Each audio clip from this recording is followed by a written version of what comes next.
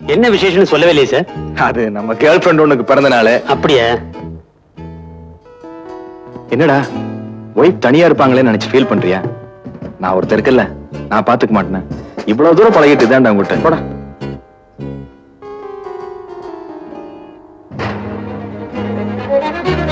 அவருக்கு பெயின் அதிகமா இருந்தா இதுல இருந்து ஒரு மாத்திரை டாக்டர் கொடுக்க சொன்னாரு. அதிகமா சாப்பிட்டா ஆபத்துமா?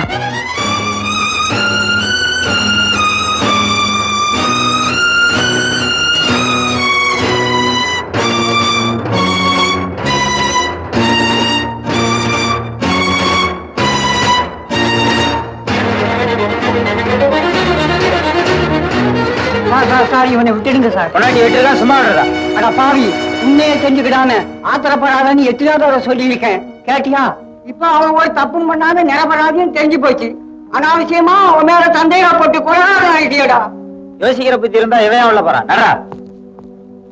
அவங்க 2 பேரையும் கையும் களவுமா பிடிக்கிற வரைக்கும் நாம பொறுமையா தான் இருக்கணும்.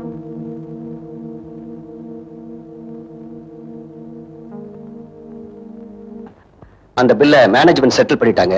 Sister, you can discharging. Okay doctor.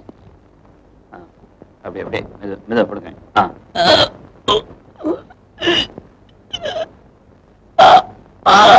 மெதுவாமா,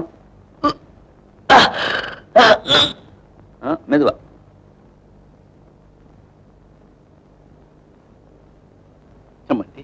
மேற்கொண்டு என்ன செய்யறதா உத்தேசம்?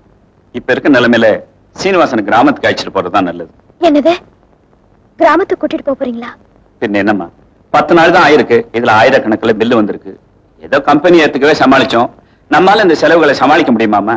என்னங்க இது, இவ்வளவு பெரிய ஆக்சிடென்ட் நடந்திருக்கு, இந்த நேரத்துல போய் கிராமத்துக்கு கூட்டிட்டு போனோங்கிறீங்களே. என்னம்மா பண்றது, ஏதோ இருக்கிற டாக்டரை வச்சு பாத்துக்க வேண்டியதுதான். யார் என்ன சொன்னாலும் சரி, நான் கிராமத்துக்கு வரதா இல்ல. இன்னைக்கு இவ்வளவு பிடிவாதமா கிராமத்துக்கு கிளம்ப மாட்டேன்னு சொல்றா. ஒருவேளை லட்சுமிகாந்தனை பார்க்க முடியாம போயிடுமோன்னு நினைச்சு கிளம்ப மறுக்கிறாளா? என்னடா நாங்க பேசிட்டே இருக்கோம், எதுவுமே சொல்லாம இருக்க? நான் சொல்றதுதான் அவரும் சொல்லுவாரு.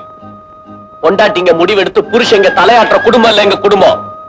வாங்க கிராமத்துக்கு போலாம். சரிப்பா, வண்டிக்கு ஏற்பாடு பண்றேன்.